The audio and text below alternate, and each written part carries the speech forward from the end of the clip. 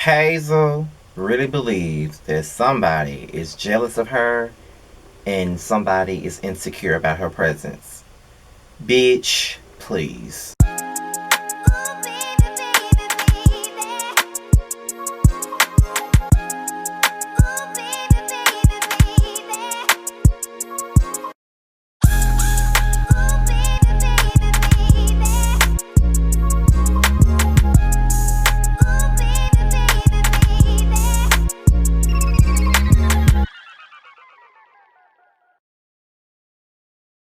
What's going on, everybody? This be your boy Scotty, and we're here for another review of Marriage Bootcamp Hip Hop Edition. I think this is episode 3. So let's get right on into the tea, okay? So, Corrupt gets up early in the morning after a full night of drinking nonstop with no food, no nothing, just drinking straight. And, a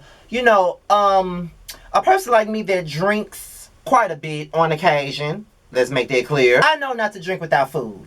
Like, when I first started drinking like that, my friend would tell me, don't drink on an empty stomach. Because if you drink on an empty stomach, you're going to get fucked up and you're going to have a big-ass hangover, like, in the morning. So you're going to have to eat something. Take your ass to McDonald's, get a Big Mac meal or something like that, because you cannot drink on an empty stomach, because that shit would get you sick. And being that Corrupt is a person that's been drinking for years at this point, he should know that shit would get you sick, but he just not giving a damn, and he's not even trying to hear anything that he got to say. And he started drinking some juice, I guess, like a probiotic juice, and I'm guessing he was trying to clean his system out.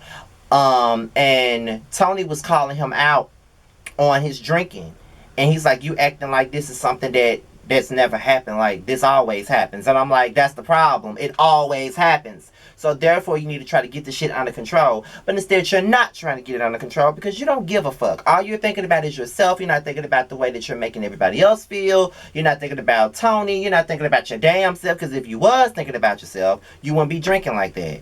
And Tony just looks miserable. Straight miserable. Like, if misery was a person, she would be it. Trust and believe me on it. Now, Hazel was sitting in the confessional, and she's talking about all the altercations she's had with other women. She said it started with Shonda. Then she had an argument with Tahiri. I just feel like these girls are threatened by my presence. I feel like they're insecure. I feel like they're just jealous of me. As if she didn't start any of these altercations that she's had with these women. Bitch! When y'all first got in the house and you realized Shonda was in the building, you started with her. You started with Tahiri. What the fuck give you this damn self-appointed confidence in yourself that you think that everybody is jealous of you? Ain't nobody jealous of you, bitch. Like, come on, like, ain't nobody jealous of you. Like, I'm really getting sick of your colorist ass. All you do is sit up here and think that a bitch jealous of you. Baby, ain't nobody jealous of you, honey. No one is jealous of you. Nobody wants anything that you want. Don't nobody want what you got, okay? All you really got is a fake ass nose, a fake ass body with so many surgeries to count. Ain't nobody jealous of you, bitch. I just need for you to understand that somebody really need to bring your damn self down, because like, you really believe that women are jealous of you and threatened by your presence? No, women just don't take your bullshit, and they shouldn't take your bullshit, bitch. So now Corrupt falls ill after everything. After he drank the probiotic juice, Dr. Ish comes in, because not only is he a marriage counselor, but he's also a medical doctor, and he knows what's going on. Him drinking that probiotic juice is basically the juice trying to fight off the toxins in his body, and now it's making him sick. And now he's basically in phase 1 of alcohol poisoning at this point. So now he has to go to the doctor, go to the hospital, get himself checked out, and just not come back until he's all the way done. And then Tony goes with him, as she should. So then Dr. Ish brings everybody together, and he basically confirms to everybody that, Corrupt is sick. He's almost at alcohol poisoning level. He got to go, but we got to continue on with the challenge. And Phaedra is very worried about Corrupt. She wants him to get better, you know what I mean? And I think that with everybody, I think everybody wants him to get better, because Corrupt is a legend in there, to be honest. Bite my head off if you want to, but to me, he is. And I just feel like he needs to do better with himself and just try to think about his health, because baby, I just need for him to get it all the way together, for real. He needs to get it together and just try to just get his drinking under control, because that's not cute. It's not cute at all. Dr. Ish reveals the boot camp challenge. And being that they all in this industry, insecurity is rampant. A man can get, pretty much insecure about his woman being around a bunch of men. And then the woman can get insecure about her man being around a bunch of women. So it's yin and yang. So it's basically like a dance. The women gotta get a dance together and everything like that, and they gotta dance on each other, but they don't know that Dr. Ish has other plans up his sleeve. So once they realize that he's gonna switch it up, they're not gonna be dancing together. The tensions go high. So then he pairs Hazel and Willie up. He pairs Shonda and Medina up.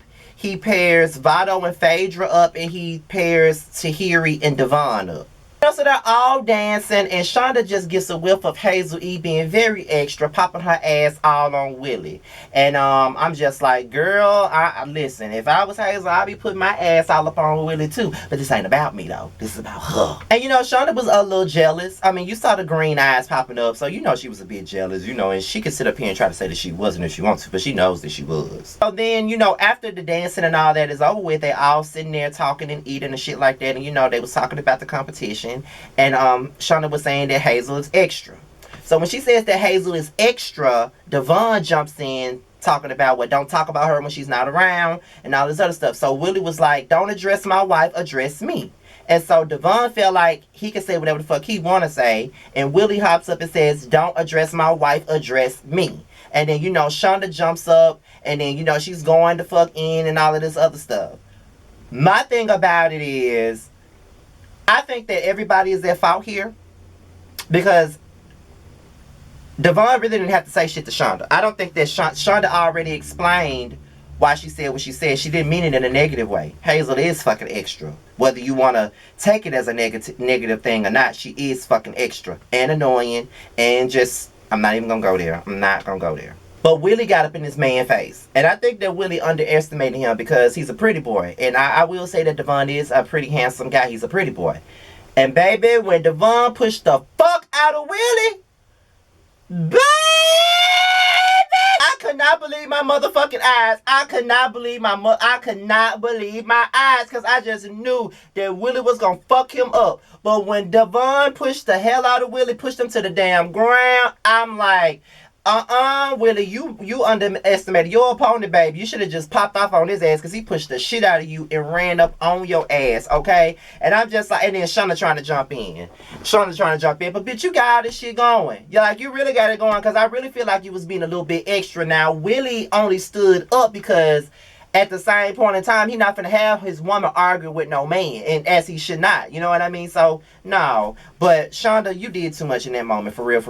And then when you trying to get into the fight, Hazel trying to pull you off and tell you not to get involved in it. And you shouldn't be trying to get involved in no two-man fight. Girl, go somewhere and sit your ass down. And Devon is mad. He don't give a fuck what nobody's saying. They just, they just got to pull him away. Willie mad as a motherfucker. He should be because he got fucking handled. I'm sorry. I love Willie. I love Day 26. I love Willie, but he got fucking handled, okay? Tahiri is trying to talk to Devon and basically tell him that it could have been a different angle to go through with this whole little situation. And I agree with Tahiri. I feel like everybody is at fault. Everybody's at fault. Shonda, Willie, and Devon. They're all at fault.